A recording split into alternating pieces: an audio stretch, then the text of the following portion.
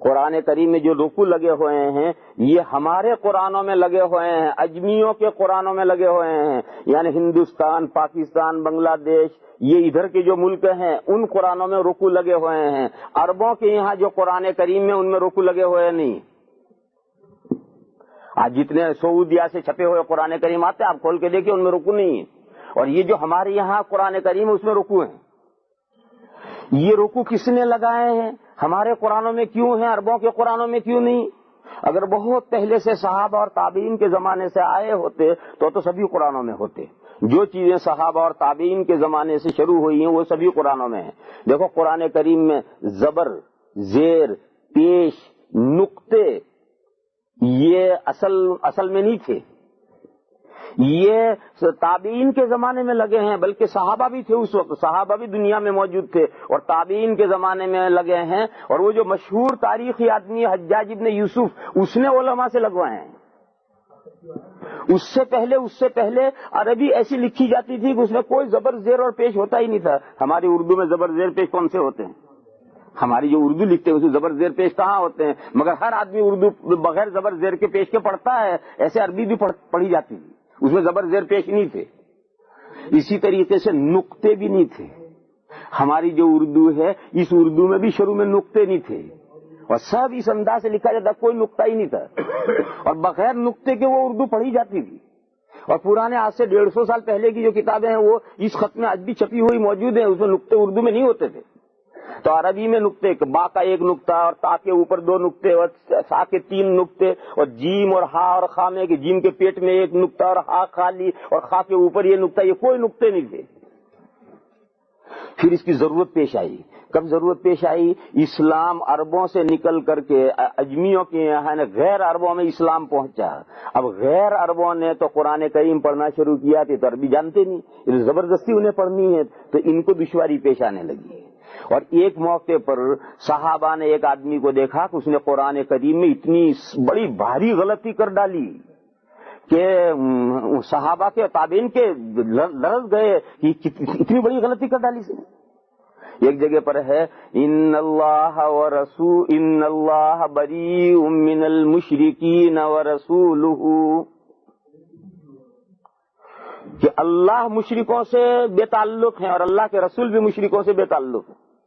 اس کو اس نے پڑھ دیا ان اللہ بریء من المشرکین ورسولہ، اللہ مشرکین سے بھی بے تعلق ہے اور اپنے رسول سے بھی بے تعلق ہے۔ استغفر اللہ استغفر اللہ، فقط زبر اور پیش اور زیر میں سے اتنے معنی بدل گئے۔ تو ایسی سخت غلطیاں جب ہونے لگی تو پھر ضرورت ہوئی کہ قرآن کریم میں نقطے لگائے جائیں، زبر زیر لگائے جائیں، تاکہ جو لوگ عربی نہیں جانتے وہ ایسی غلطیاں کہیں نہ کر ڈالیں۔ تو یہ تو صحابہ اور تابعین کے زمانے میں نقطے اور زبر زیر لگے ہیں، لہٰذا یہ تو دنیا کے سبھی قرآنوں میں ہیں۔ البتہ آج بھی الجزائر میں ایسے قرآن کریم ان کے یہاں ہے کہ اس میں آج بھی نقطے نہیں ہیں، زبر زیر نہیں ہے۔ الجزائر میں ایسے قرآن اب بھی چلتے ہیں کہ اس میں زبر زیر بھی نہیں ہے، نقطے بھی نہیں ہیں، بلکہ ان کے یہاں صحابہ کے زمانے میں قرآن کریم کی جلد نہیں باندھی جاتی تھی، 2 گتے اور گتوں کے بیچ میں ایک ایک ورق الگ الگ تھا۔ آج بھی الجزائر میں ایسے ہی قرآن ہیں، وہ جلد باندھنا جائز نہیں سمجھتے۔ وہ حضرت عثمان کے زمانے میں جیسے تھے ویسے ہی آج تک ہیں۔ حرم شریف میں، حرم مکی میں میرے پاس ایک بیٹھ کر کل جزائی قرآن پڑھ رہا، میں نے دیکھا کیا، میں نے لے کر دیکھا تو بالکل ایک ایک ورق الگ ہے، وہ پڑھ کر کے یوں رکھتا تھا، پھر دوسرا پڑھ کر کے یوں رکھتا تھا، اور میں نے دیکھا کہ اس میں کوئی زبر زیر نہیں ہے، اور وہی حضرت عثمان کے زمانے میں جس خط کوفی میں لکھا گیا تھا اسی میں آج بھی لکھتے ہو۔ تو وہ تو اسی ملک کے لوگ پڑھ سکتے ہیں، ظاہر ہے کہ وہ قرآن ہمارے ہندوستان، پاکستان، بنگلہ دیش میں آئے گا کون پڑھ سکے گا اسے؟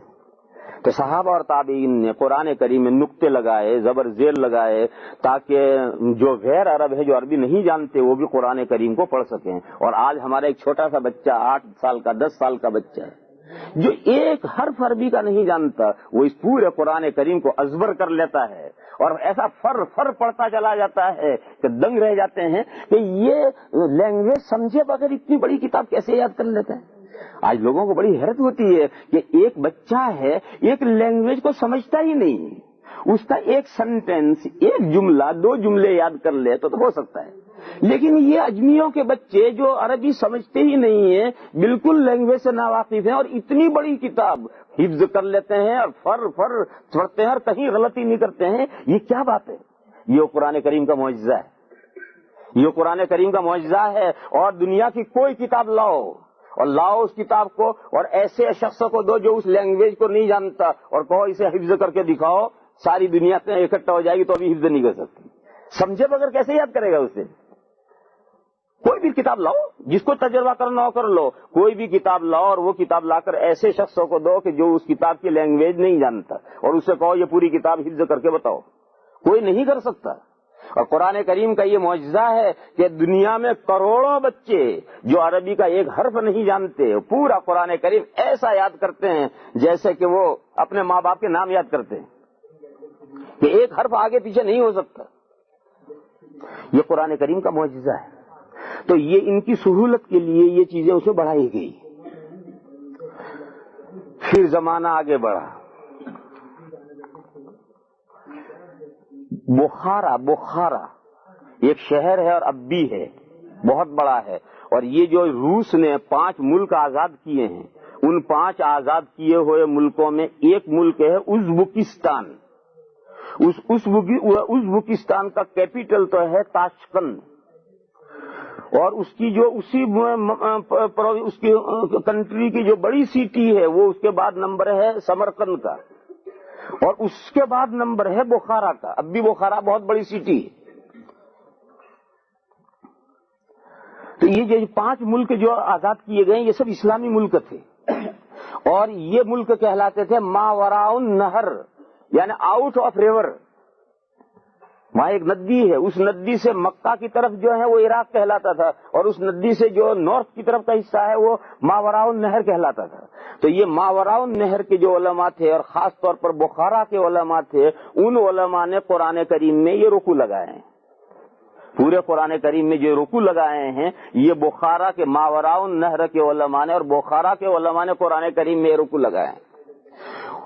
ایک فتاوا کی کتاب ہے، اس فتاوا کی کتاب کا نام ہے فتاوا تتار خانیہ۔ اس کو تاتار خانیہ بھی کہتے ہیں، تاتار خانیہ بھی کہتے ہیں اور تتار خانیہ بھی کہتے ہیں۔ یہ ایک فتوے کی کتاب ہے اور بہت بڑی کتاب ہے، ابھی وہ مکمل چھپی نہیں ہے، اس کی 5 جلدیں چھپی ہیں۔ اور دہلی کے قریب میں ایک جگہ تھی اندر پت، وہاں کے ایک عالم تھے، ان کا نام ہی عالم تھا، محمد عالم۔ تو وہ محمد عالم اندر پتی، اور وہ دہلی کے کوئی سبب میں تھا، دہلی کا سبب تھا وہ۔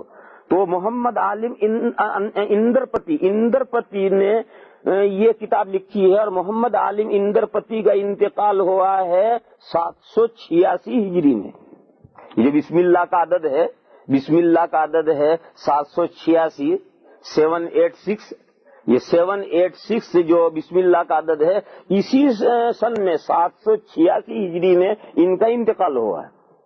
انہوں نے یہ فتاوا کی کتاب لکھی تھی، اور اس زمانے میں دہلی میں یا اس کے قریب میں کوئی بہت بڑا امیر تھا، حکومت کا کوئی بہت بڑا ذمہ دار تھا، اس کا نام تھا تتار خان۔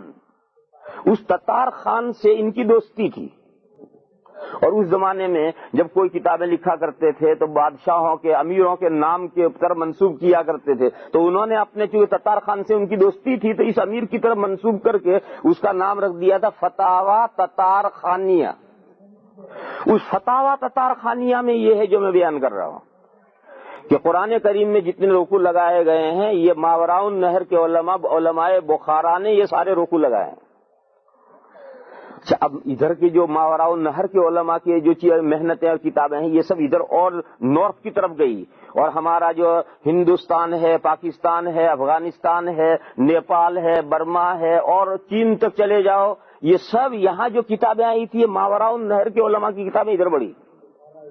اور عرب علاقہ جو ہے اس سے ان کا تعلق زیادہ نہیں رہا، کیوں؟ یہاں جو حکومت بادشاہوں نے کی وہ سب ادھر افغانستان اور غزنی کی طرف سے بادشاہ اتر کر یہاں آئے اور ادھر حکومت کی، تو جدھر سے بادشاہوں نے آ کر حکومت کی وہیں کے علماء اور وہیں کی کتابیں آئی۔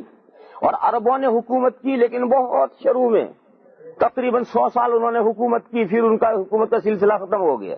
اس لیے عربوں سے ان ملکوں کا تعلق کم رہا اور ادھر کے علاقے سے ان ملکوں کا تعلق زیادہ رہا، تو یہاں کے سب قرآن کریم ادھر آئے. اس لیے ہمارے جو یہ ایشیا ہے، اس ایشیا نہیں، ایشیا میں تو عرب بھی آتے ہیں، بلکہ یہ جو پاکستان سے لے کر کے افغانستان، پاکستان اور انڈیا اور بنگلہ دیش اور نیپال اور تبت اور چائنا اور یہ سب پورا علاقہ ہے، اس علاقے میں جو قرآن کریم پھیلے اس میں وہ رکوع لگے ہوئے تھے. اور وہ ادھر عربوں کے علاقے میں جو قرآن کریم تھے ان میں وہ رکوع نہیں تھے، کیونکہ ان کی کتابیں ادھر نہیں گئی.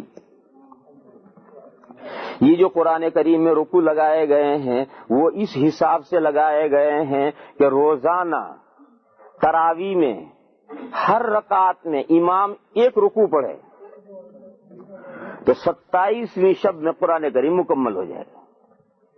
اس حساب سے انہوں نے رکوع لگائے ہیں کہ شروع سے کوئی رکوع وہ کاٹنے واٹنے کی ضرورت نہیں ہے، ہر رکعت میں ایک رکوع پڑھو اور ہر پر رکعت ایک ایک رکوع پڑھتے چلے جاؤ، ایک ایک رکوع پڑھتے چلے جاؤ، ایک ایک رکوع پڑھتے چلے جاؤ، تو 27ویں شب میں تراویح پوری ہو جائے گی. وہ پہلی تاریخ رمضان کی پہلی تاریخ سے 27ویں تاریخ تک جتنی تراویح اس کی جتنی تراویح آئیں اس کی تمام جتنی رکعتیں ہیں ان کے جتنی کوانٹٹی ہے اتنے رکوع لگائے. یہی حساب سے انہوں نے لگائے ہیں تاکہ ان اماموں کو جو بیچارے عربی نہیں جانتے انہیں کہاں رکنا اور کہاں سے اگلی رکعت میں شروع کرنا یہ بیچارے کیا جانے، تو عربی جانتے ہی نہیں. لہذا ان کو معنی کی رعایت کر کے انہوں نے رکوع بنا کر دیے کہ یہاں سے اتنا پڑھ کر رکوع کرو، پھر یہاں سے اتنا پڑھ کر رکوع کرو، پھر یہاں سے اتنا پڑھ کر رکوع کرو. رکوع کا مطلب یہ ہے کہ یہاں سے اتنا پڑھ کر رکوع کرو اور 27ویں شب میں قرآن کریم پورا ہو جائے گا، نہ ایک رکوع بچے گا نہ ایک رکوع کم پڑے گا. اس ترتیب سے رکھے ہیں انہوں نے اور معنی کا لحاظ کر کے انہوں نے یہ سب رکوع تقسیم کر کر کے بیان کیے ہیں. اب دیکھیے جب تراویح آدمی شروع کرے گا تو پہلی رکعت میں الحمدللہ رب العالمین ولا الضالین تک پڑھے گا، اس کے بعد پہلا رکوع پڑھے گا الف لام میم ذالک الکتاب لا ریب سے لے کر کے پہلا رکوع ختم کرتا ہے ولہم عذاب عظیم پر، یہاں تک رکوع اس نے پورا کیا. اور دوسری رکعت میں جو رکوع پڑھے گا وہ بہت لمبا ہے.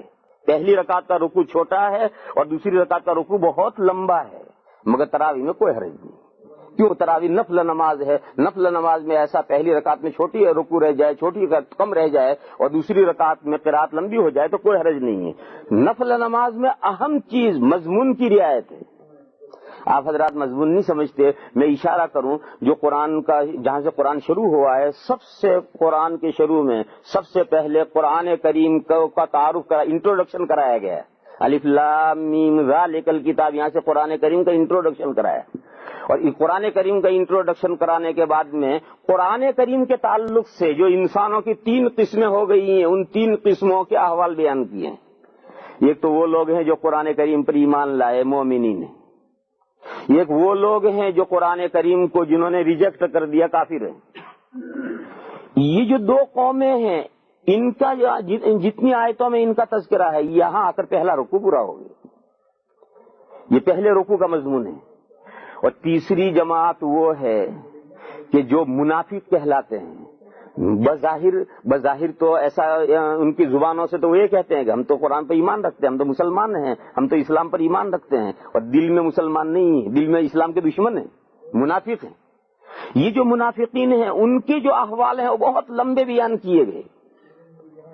کیوں؟ دوست کا پہچاننا بہت آسان ہے، دشمن کا پہچاننا بھی بہت آسان ہے، لیکن آستین کے سانپ کو پہچاننا بڑا مشکل ہوتا ہے. تو مومن کا پہچاننا بہت آسان ہے، کافر کا پہچاننا بہت آسان ہے، لیکن ان منافقوں کا کم بختوں کا ان کا پہچاننا بہت مشکل ہے. تو آستین کے سانپ ہیں اور یہ معلوم نہیں کب ڈس جائیں اور کیا کر جائیں. دشمن سے اتنا کوئی خطرہ نہیں جتنا آستین کے سانپ سے خطرہ ہوتا ہے. اس لیے قرآن کریم نے اتنا تفصیل کے ساتھ ان کے احوال بیان کیے. تو پہلا رکوع پورا کہاں کیا؟ جہاں مومنین اور کافروں کے احوال پورے ہو گئے وہاں پہلا رکوع پورا ہو گیا. اب دوسرا رکوع شروع ہوا، کہاں پورا ہوگا؟ جہاں منافقوں کے احوال پورے ہوں گے. بیچ میں رکوع نہیں روکا، وہ سارا مضمون ایک ہے. اب جو سارا مضمون ایک ہے تو وہ رکوع لمبا ہو گیا، کوئی حرج نہیں. پہلی رکعت میں چھوٹا رکوع پڑھنا اور دوسری رکعت میں لمبا رکوع پڑھنا تراویح میں نفل میں کوئی حرج نہیں، نو پرابلم. اور رکعتوں کی قرات برابر کرنے کے لیے بے جوڑ جگہ پر رک جانا، یہ اس سے زیادہ برا ہے۔ آج کل ہمارے امام یہی کرتے ہیں، مجتہد بنتے ہیں، وہ سمجھتے ہیں کہ پہلی رکعت کا چھوٹا ہے دوسری کا بڑا ہے، تو پہلی کے ساتھ کچھ دوسری کا بھی جوڑیں گے اور بے جوڑ جگہ پر جا کر رک جائیں گے، کیونکہ بیچارے وہ جانتے تو ہیں نہیں کہ مضمون کہاں پورا ہوتا کہاں نہیں پورا ہوتا، اور بے جوڑ جگہ پر رک کر کے اگلی رکعت میں وہ کم قرات کریں گے، برابر قرات کریں گے اور سارا مضمون خبط کر کے سارے معنویت ختم کر دیں گے قرآن۔ حالانکہ رکوع بائے رکوع، رکوع پر سے رکوع پر رکنا ہے، اور اسی لیے رکوع بنائے گئے ہیں۔ تو یہ میں نے مسئلہ سمجھایا کہ یہ قرآن میں رکوع کیا ہے، اور یہ عربوں کے قرآن میں رکوع کیوں نہیں ہے، ہمارے قرآن میں کیوں ہے، یہ ساری میں نے ڈیٹیل سمجھائی تاکہ آپ حضرات اسے سمجھیں کہ یہ یہاں کے علماء نے یہ لگائے ہیں اور یہ ادھر ہی قرآن گئے اور ادھر ہی پھیلے، اور ادھر ان کے چھوٹی ہو جاتی ہے اور دوسری بڑی ہو جاتی ہے معنی کی رعایت میں، تو نفل میں کوئی حرج نہیں۔ جب یہ بات آئی تو یہ بھی کہہ دوں، پورے قرآن کریم میں جو رکوع لگائے گئے وہ معنی کی رعایت سے لگائے گئے ہیں اور بالکل صحیح جگہ پر لگے ہیں، بس ایک جگہ پر رکوع لگا ہے وہاں بے جوڑ جگہ رکوع لگا ہے، اور یہ نہیں کہا جا سکتا کہ وہ کیا دشواری پیش آئی، کیوں ایسا ہوا ہے۔ بعض مرتبہ نسخوں میں غلطی ہو جاتی ہے یا بعض ہو جاتی ہے، وہاں معنی کے اعتبار سے صحیح جگہ رکوع لگا ہوا نہیں۔ وہ ہے سورہ واقعہ ہے، سورہ رحمان کے بعد سورہ واقعہ ہے۔ سورہ واقعہ میں پہلا رکوع ختم ہوتا ہے اور اس کے بعد دوسرا رکوع شروع ہوتا ہے، ثلۃ من الاولین وثلۃ من الآخرین واصحاب الشمال ما اصحاب الشمال۔ یہ جو ہے یہ ثلۃ من الاولین وثلۃ من الآخرین یہ پہلے رکوع میں ہونا چاہیے تھا، اور اگلا رکوع اصحاب الشمال ما اصحاب الشمال سے شروع ہونا چاہیے۔ یہ ایک آیت ادھر کے رکوع کی ادھر آ گئی ہے، اب یہ اہل علم کے سمجھنے کی ہے، تو غرض یہ ایک جگہ تو ہے، اس ایک جگہ کے علاوہ پورے قرآن کریم میں بالکل مضمون اور معنی کے اعتبار سے صحیح جگہ پر رکوع لگے ہوئے ہیں۔ اس لیے پڑھنے والوں کو ان رکوعوں کا فالو کرنا چاہیے، اپنی طرف سے اجتہاد کرنے کی ضرورت نہیں ہے۔ اور یہ جو ہمارے اماموں نے خود ہی طے کر دیا کہ پہلی رکعت بڑی ہونی ہی چھوٹی ہونی ہی نہیں چاہیے اور دوسری بڑی ہونی ہی نہیں چاہیے، اور اس کے لیے انہوں نے رکوع ادھر ادھر کر ڈالے اور بے جوڑ جگہ پر وہ جا کر رکتے ہیں، یہ سب ٹھیک نہیں ہے۔ رکوع بائے رکوع چلو، اور پہلی رکعت اگر بڑی ہوتی ہے تو کوئی حرج نہیں۔